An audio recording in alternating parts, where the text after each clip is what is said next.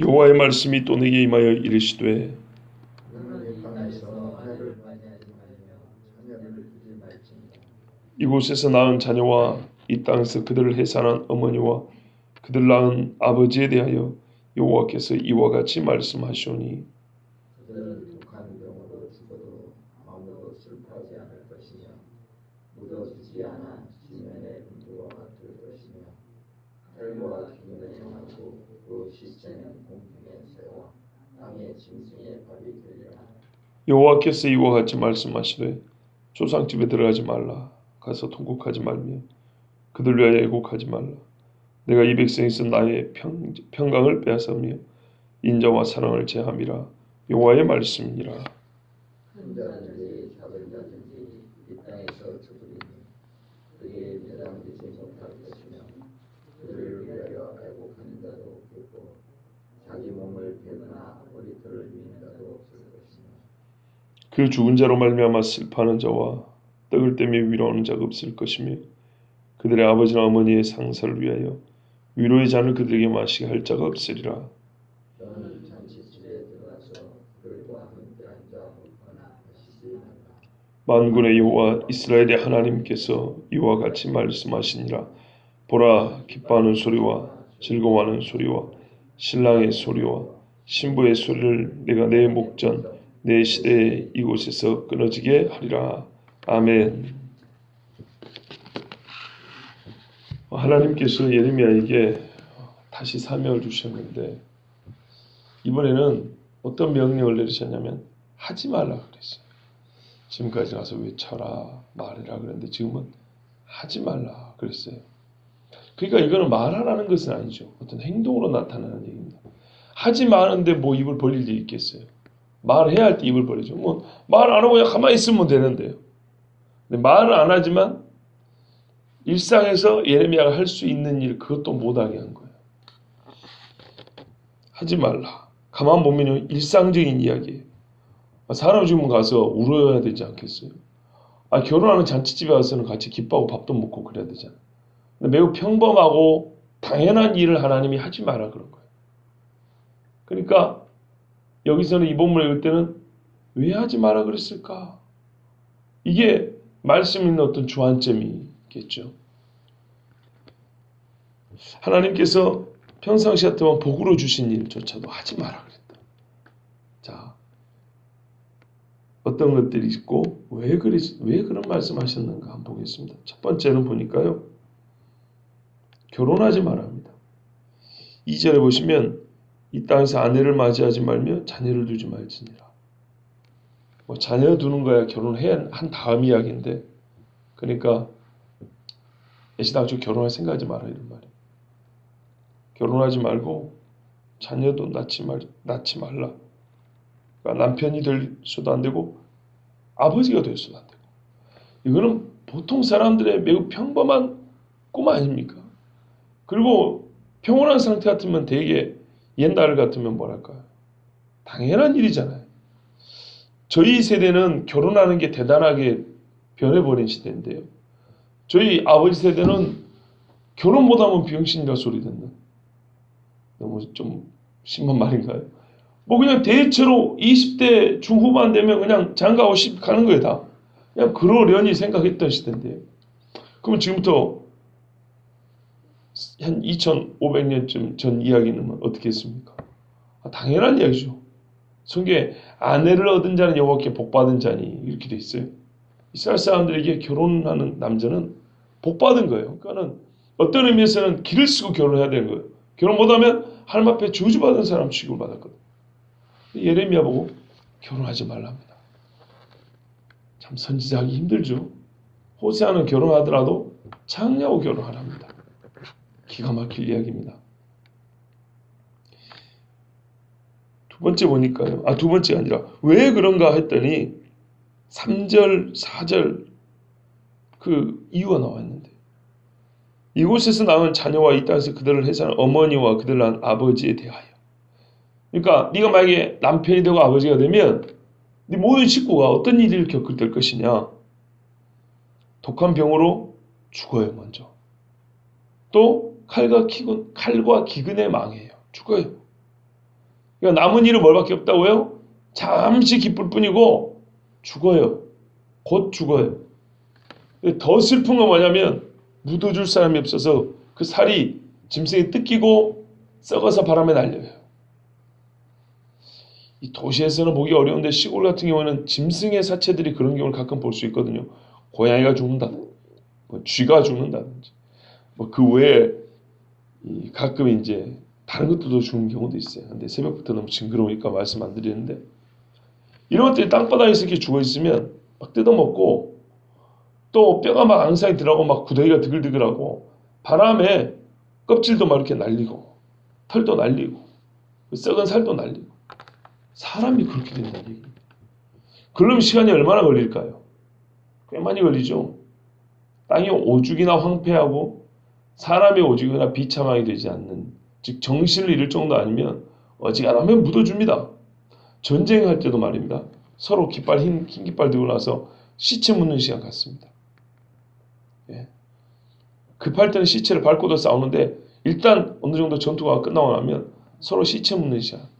자기들의 아군의 시체도 가져가고 갖고 있다고 돌려주기도 하고 서로 뭐 이런 시간 좀 같습니다.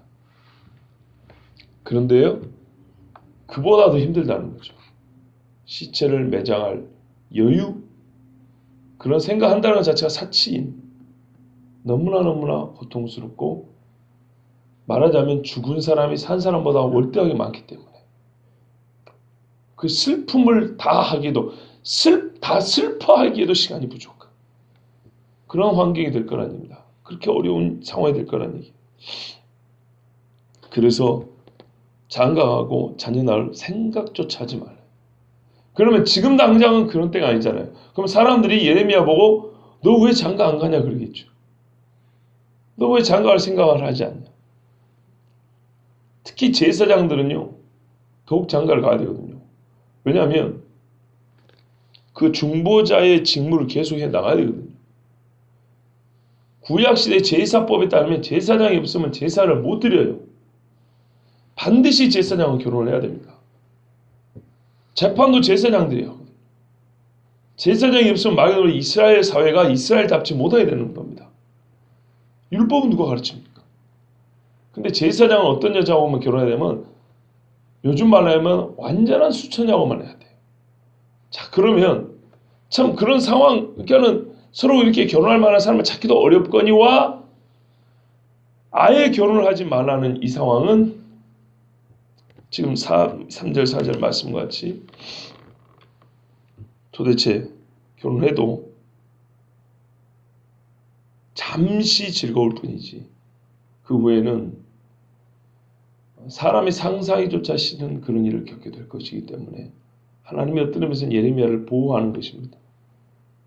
그러나 이 모습을 지금 보고 있는 사람, 아직 망하기 직전 약간의 여유가 있을 때 장가갈 때가 지난 예레미야를 보고 있는 유다인들의 입장에서는 매우 의아하게 보이겠죠. 특이할 뿐만 아니라 저놈의 자식이 왜 저런가 싶을 생각이 들 겁니다. 물어볼 게 아니겠습니까? 너 왜 장가 안 가냐? 왜 결혼할 생각도 안 하냐? 그러면 요즘에도 그런 말 하는데요. 옛날 같으면 당연하죠. 그럼 예레미야가 대답을 했겠죠. 하나님이 장가 가지 말라 하더라. 아니 장가 가는 사람을 복받은 사람이라 하는 하나님이 왜 장가를 못 가라 하더냐? 그럼 요 이야기를 하겠죠. 이게 이제 메시지가 되는 겁니다. 두 번째 하지 말라는 게 있습니다. 초상집에 들어가지 말고 그 집 가서 울지 말고 슬퍼하지 말고. 그럼 초상집에 찾아가는 거는요. 전도서 같은 데 보면 너는 결혼식에 가는 것보다 초상집에 부지런히 가라 그랬거든. 그래야 지혜 얻느니라 그랬단 말이야. 그러면 거기 가가지고 무슨 조사하러 온 사람처럼 사람 이렇게 주는구나. 아하. 이렇게 지혜 얻는 게 아니거든. 같이 슬퍼하면서 그 애통하는 자리에 마음을 쏟아내면서 인생이란 이렇게 배우는 거거든요. 초상집에서 배우는 지혜라는 것이. 연필 들고 배우는 게 아니고. 그런데 전혀 초상집에 어울리지 않는 울지 말라. 거기다 가지 말라. 여러분 잘 생각해 보세요. 나하고 모르는 사람만 죽는 게 아니에요. 절친한 사람도 죽어요. 안 가면요. 그렇게 섭섭할 수가 없죠. 여차하면 원수 됩니다. 생각을 해보세요. 그렇잖아요. 내 사촌이 죽었는데 안 가면 삼촌하고 나머지 형제자들 간에 나는 어떻게 되겠어요? 사람 같지 않은 사람이 되겠죠. 또 반대로 생각하면요. 원수의 집안에 그 장례가 있을 때 찾아간다는 것은 화해의 표시이기도 합니다. 그렇지 않습니까? 그때 서로 친해집니다. 네가 올 줄 몰랐다. 와서 이렇게 슬픔에 동참해 고맙다. 그때 악수가 되는 거거든요. 그러니까 이 장례라는 것은 인생의 한계, 하나님 앞에 사람이 모시가라는 매우 귀한 지혜를 얻을 수 있는 시간이기도 하고 우리는 안 보면 잘 생각 못하고 까먹으니까요. 보고 경험하면서 배워요. 한편으로는 원수마저도 친구가 될 수 있는 참 좋은 시간이거든요. 그런데 가지 말라는 것은 친구도 원수 될 판이에요. 왜 하나님이 이렇게 말도 안 되는 걸 시킵니까? 기가 막히죠. 왜 이렇게 시킬까요? 이유가 있습니다. 5절 후반부에 내가 이 백성에서 나의 평강을 빼앗으며 인자와 사랑을 제함이라 여호와의 말씀입니다. 말씀을 근거로 그 이유를 첫 번째 생각해 보면 선지자가 가서 울어준다. 동정을 하는 것이죠. 마음을 같이 해준다는 것이죠. 그러면 이 일이 하나님의 심판이라는 것을 사람이 모르고 넘어갈 수가 있어요. 이해가 되십니까? 예. 하나님이 지금 슬퍼할 수 있는 죽음으로 이 사람의 생명을 거둬간 게 아니에요. 공의의 심판으로 거둬간 거예요. 재판장이 사형 선고 때릴 때마다 울어버려요. 그러면요. 마치 사형 선고하기 싫은데 억지로 하는 것 같은 느낌 들죠. 중요한 게 뭐냐면 그 죽은 자의 가족을 위로하는 것도 참 귀한 일이지만 평상시에 치면 그렇지만 지금은 하나님의 심판으로 하나님이 인자와 긍휼을 걷어버렸기 때문에 나타나는 당연한 현상이에요. 바로 그 심판이에요. 그 심판에 가가지고 선지자가 유일하게 오히려 심판을 성공했던 선지자가 가서 울어버린다. 그러면 하나님과 오히려 반대되는 마음을 표현하는 것처럼 오해할 수가 있어요. 그래서 가지 말라는 거예요. 다르게 표현하면 눈물로 슬픔을 표현할 정도로 그런 불쌍한 죽음이 아니라는 거예요.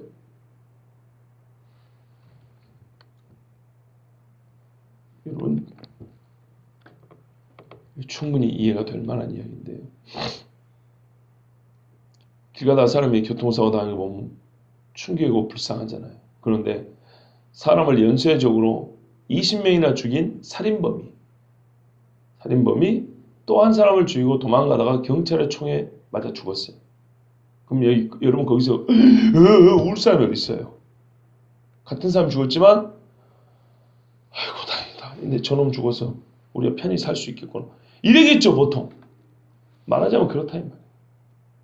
유다라는 큰 나라이기 때문에 우리가 좀 생각하기 어렵지만 온통 나라가 우리가 앞에 본 것처럼 도대체 이룰 수가 없는 거예요. 하나님 앞에. 이들은 의로운 자의 피를 장난삼아 흘렸던 그 정도 악한 사람들이었어요. 그들의 죽음에 대하여 분명히 먼저 깨달아야 돼요. 아하, 죄로 말미암아 죽은 거구나. 그런데 그것을 깨닫지 못하게 오히려 예레미야의 눈물을 오해하게 만들 수가 있는 거예요. 그래서 울지 마라 그랬어요. 즉 동정을 얻지도 못할 만큼 큰 죄였다는 것을 울어야 할 상황에서 울지 않음으로써 보여줘야 했던 거예요. 여러 번 들으셨지만 비슷한 상황이 하나 있어서 본문의 이해를 돕기 위해서 비슷한 상황을 한 번 더 말씀드릴게요. 에스겔 아시잖아요. 이스라엘 사람이 너무 하나님 앞에 범죄하니까 하나님이 에스겔에게 말씀하셨어요. 네 부인을 데려간다. 울지 마라 그랬어요. 그러니까 사람들이 놀래서 물어봅니다. 어떻게 부인이 죽었는데 안 울 수가 있냐. 요즘 같으면 보험금 달라고 그랬다. 뭐 그럴 수도 있겠지만 옛날은 그러시더라 한단 말이에요. 그 질문을 유도해서 너희들이 처지가 이렇다. 부인이 죽어도 울 수 없을 정도의 비참한 처지가 너희다. 곧 있으면 이런 일을 겪게 될 것이다. 이게 예레미야를 통한 하나님의 메시지였거든요. 지금 예레미야 똑같이 하는 거예요. 자기는 부인이 없지만 다른 사람 장례에 가서 울지 않는 거예요. 에스겔 24장 15절에서 24절을 조금 빨리 읽어드리겠습니다.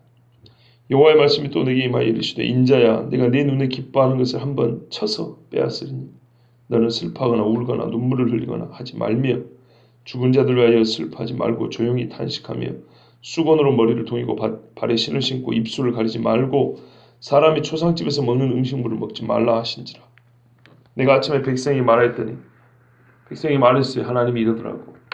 저녁에 내 아내가 죽었으므로 아침에 내가 받은 명령대로 행하며 백성이 내게 이르되 네가 행하는 이 일이 우리와 무슨 상관이 있는지 너는 우리에게 말하지 아니하겠느냐 하므로 이제 궁금한 거예요.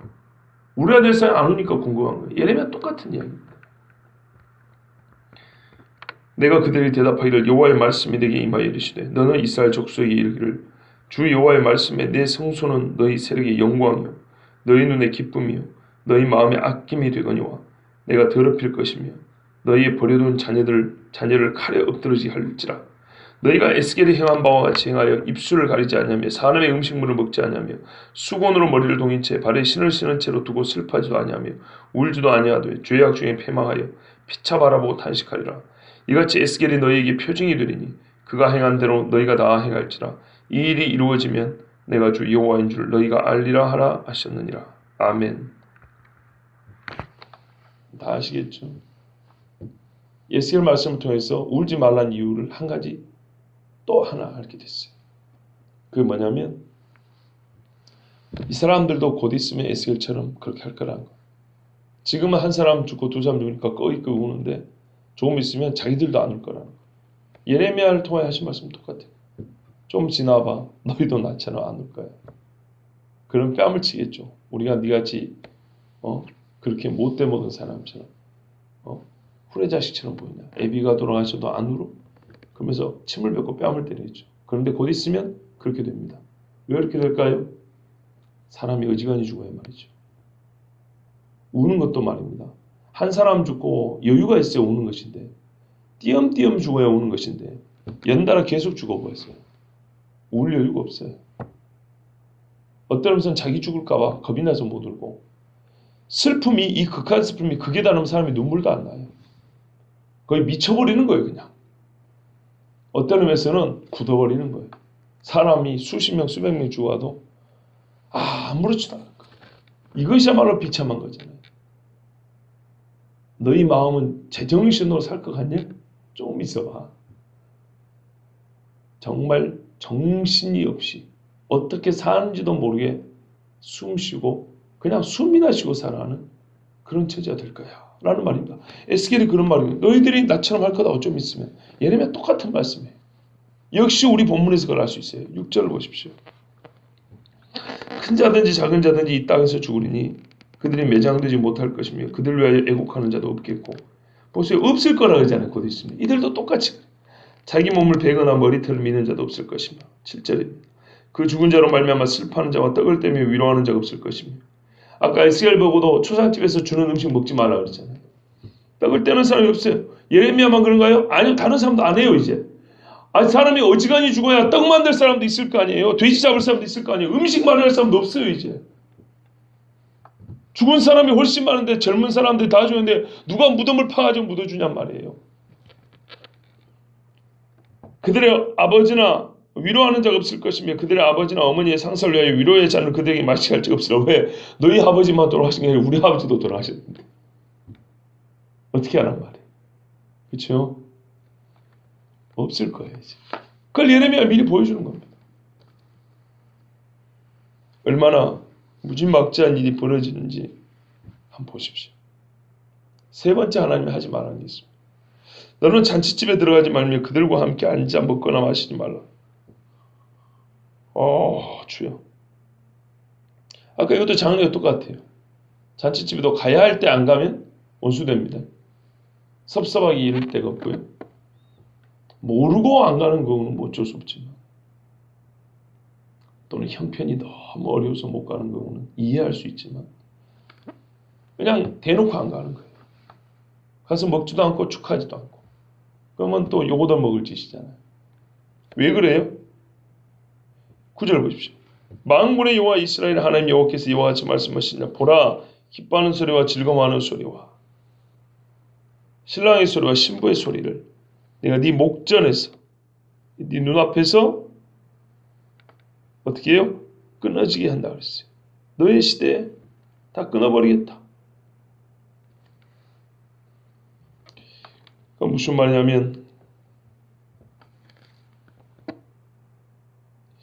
곧 있으면 이런 잔치가 없어질 거예요. 그래서 그것도 모르고 지금 잔치한다는 것이 부끄러워질 거예요. 그런 거 있잖아요. 지금 상황하고 정반대의 일이 조금 있으면 있어요. 근데 그거를 모르고 정신없이 뭘 하다가 그 일이 갑자기 닥치면 사람 얼굴 너무 부끄러워지는 거 있죠. 내가 이것도 모르고 이렇게 정신없이 있었을까? 냄비에다 뭐 올려놓고 그거 까빠있고 얼굴 패기고 잠들어 버리면 불은 안 나도 그것도 부끄럽잖아요. 그렇죠? 그런데 말이죠.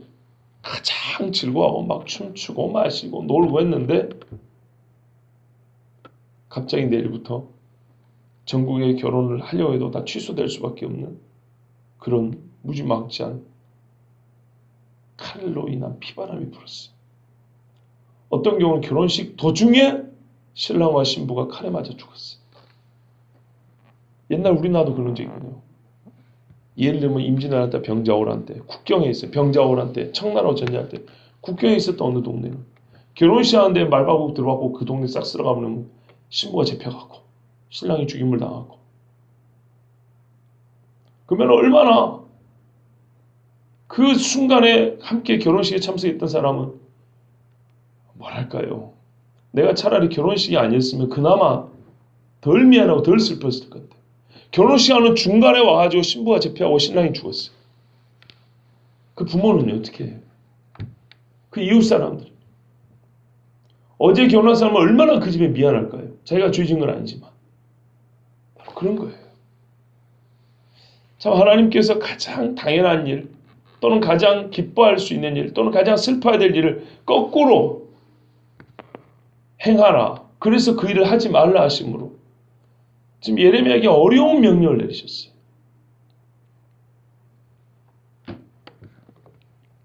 예, 신랑과 신부가 죽임당하는 비참한 광경을 목도하게 될 것입니다. 축하하러 갔다가 차라리 안 가는 게 낫죠. 더는 결혼과 같은 인생 최고의 즐거움이 이 땅에 있지 않을 것입니다. 그래서 하나님이 예레미야 보고 이 크게 세 가지 하지 말라 그랬어요. 근데 왜가 중요하다 그랬죠. 자, 왜에 대하여 우리는 본문 말씀이 주는 대로 살펴보았습니다. 아, 이래서 하지 말라 그랬구나. 한편으로는 예레미야를 생각해 주신 거고, 한편으로는 이 백성들에게 경고하시기 위해서, 그들로 하여금 의문을 갖게 해서 예레미야에게 질문을 하게 하고, 그래서 예레미야가 답변을 함으로 그들이 들어야 할 소리를 듣게 하시려고 하지 말라 그랬어요. 근데 여기서 두 가지 더 생각해 볼 게 있습니다. 이것을 어디에서 하지 마라 그랬습니까? 이곳에서 이 땅에서 계속 반복됩니다. 이 땅에서 이곳에서, 여기는 바로 이곳이라는 여기는 세상에서 가장 복받은 곳 유다와 예루살렘입니다. 세상에 가장 복받은 곳에서 가장 복받은 행위, 또한 사람으로서 당연히 해야 할 일을 하지 말라 하신 것은 최악의 저주가 있을 거라는 뜻 아니겠습니까? 또 하나 생각할 것은, 그러니까요, 하나님이 우리를 버리지 못할 것이라는 그런 착각을 버리라 이런 말이에요.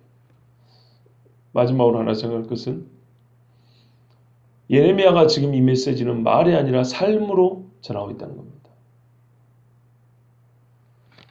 삶의 메시지, 그의 삶을 통한 메시지. 우리가 일반 상황에서는 삶을 통한 메시지라는 것은 몸입니다. 좀 더 선하고 좀 더 의롭고 조금 더 인내하는, 우리가 흔히 말하는 모범적인 삶으로 메시지를 전하는 겁니다. 예수 믿는 사람이 조금 더 참고 착하면 안 믿는 사람이 멋지다, 저 사람은 빛이다, 소금이다, 그러면서 하나님께 영광 돌리고 하나님께로 나오는 계기가 될 수도 있죠. 근데 오늘 제가 지금 전하는 삶의 메시지라는 것은 그런 모범적인 의미로 메시지가 아니고 부자연스럽고 약간은 비상식적이고 오히려 그 시대 사람들에게서 저주와 욕설을 들을 만한 그런 행동으로서의 삶의 메시지라는 겁니다. 봐보세요. 결혼 안 해요? 초상집에 안 가요? 결혼식장에도 안 가요. 이게 무슨 모범입니까? 아까 말씀드린 원수 맺기 좋고 요거 먹기 딱 좋죠. 집안과 집안이 앞으로 남남이 돼야 될 그런 행동들입니다. 제사장이 장가한가요? 그러면 제사장의 직무를 당대로 끝내겠다는 얘기인가요? 하나님 앞에 사명도 제대로 감당하지 못하는 것처럼 보이는 그런 겁니다. 생활의 모범이 아니고 비난을 받아야 될 이야기입니다. 근데 왜 이렇게 하나님께서 그의 삶으로 메시지를 전달했냐? 쉽게 이해할 수 있는 방법이 있습니다. 여러분, 외국 가면 우리가 그 나라 말을 못하면 어떻게 합니까? 표정과 손짓 발짓으로 뜻을 통하죠. 그러면 알아먹죠. 좀 격이 떨어지긴 합니다만은 그렇게 이해하시면 쉽습니다. 말이 안 통하니까. 선지서들은 생각보다 쉽습니다. 어떤 경우 가장 그 깊은 부분에서 어려운 점이 있지만 대개는 쉽습니다. 왜 그런다 그랬죠? 선지자 쉬운 이유는 주로 심판 경고가 있기 때문에 알아듣기 쉽게 얘기하죠. 또 하나는 심판을 경고받을 정도로 지금 무지한 상태이기 때문에, 무디어 있는 상태이기 때문에 어렵게 말은 못 알아먹어요. 근데 여기까지 손짓 발짓을 통해서 알려줘야 한다는 말은 최악으로 무뎌진 상태, 최고로 말이 안 통하는 상태라는 거예요. 그렇지 않습니까? 어지간하면 설교하면 알아듣거든요. 동의를 하든지 안 하든지 알아듣거든. 근데 지금 유다는 어떻게 해요? 예레미야 같은 대선지자가 하루도 아니에요. 수년 수십 년 외쳐도 못 알아먹어요. 그러니까 어떻게 해요? 에스겔도 마찬가지, 호세아 때도 마찬가지, 엘리야 때도 어떤 데서 기적은 왜 필요하냐? 말이 안 통하니까 기적이 필요한 거예요. 예레미야가 지금 그의 삶으로 욕을 얻어먹을 만한 삶, 이게 바로 메시지입니다. 이 자체가 메시지입니다. 그만큼 안 통한다는 얘기고요. 그래서 이 손짓 발짓 사람들이 의아하고 욕을 할 만한 그 행동을 통해서 오히려 의문을 갖게 하고, 그래서 이 행동이 무슨 뜻일까를 고민해 봄으로써 하나님의 마음을 깨달을 수 있게 하려고. 어렵죠? 참 힘들죠? 그렇다면 여러분, 시대는 갈수록 어려워지고 있습니다. 평온한 시대는요, 선한 행실이, 또는 평온한 시대뿐만 아니라 평온한 날은요, 어떤 날은, 일반적으로 평온한 날은 그리스도인의 선한 행실이 하나님께 영광이 됩니다. 그런데요, 심판과 고통이 있는 날에는요, 또는 그런 시대에는요, 오히려 사람들에게 욕을 얻어먹을 만한 좀 유별난 행동으로 그들의 마음을, 그 완악한 마음을 깨뜨리고 닫힌 귀를 열어야 될 때가 있습니다. 저는 오늘 우리가 읽은 이 말씀이 우리 시대, 또는 우리가 곧 겪게 될 시대에 우리에게 필요한 그런 삶의 메시지이지 않은가 생각됩니다. 환난의 때는 많은 그리스도인들이 자기의 행위로 당대 사람들에게 비난을 받고 저주를 받고 매맞음을 받고 죽임을 당했습니다. 그들과 똑같은 행동을 했으면 친구가 됐을 건데, 그들과 다른 행동으로 그리스도인임을 드러냈고 하나님이 살아계심을 표현을 했고 증언을 했고 그 덕에 하나님을 미워하는 사람들에게서는 역시 미움을 받고 죽음을 당했습니다. 그런데 그 죽을 때 그 모습이 또한 우리의 생각과 달리 많은 악인들의 마음에 파고드는 하나님의 음성이 돼요. 회개하고 돌아온 사람들이 있다는 것을 우리가 합니다. 저는 오늘 이 말씀을 보면서 우리가 곧 겪게 될 일들이 아닌가 생각했습니다. 예레미야나 에스겔이나 호세아 같은 사람들은 전혀 자기 앞날 일 이렇게까지 해야 되려고 생각 못했겠죠. 그런데 이 사람들뿐만 아니라 우리보다 앞선 믿음의 선배들 중에 수많은 사람들은 이와 같이 살았던 사람들이 있었다는 것을 알아요. 성경은 분명히 마지막 때는 대배도가 있을 것이고 핍박과 환란이 전무후무한 어마어마한 일이 벌어진다 했습니다. 그때는 우리의 말이 안 통할 겁니다. 혹 전하더라도 듣는 이는 예전보다 훨씬 적을 겁니다.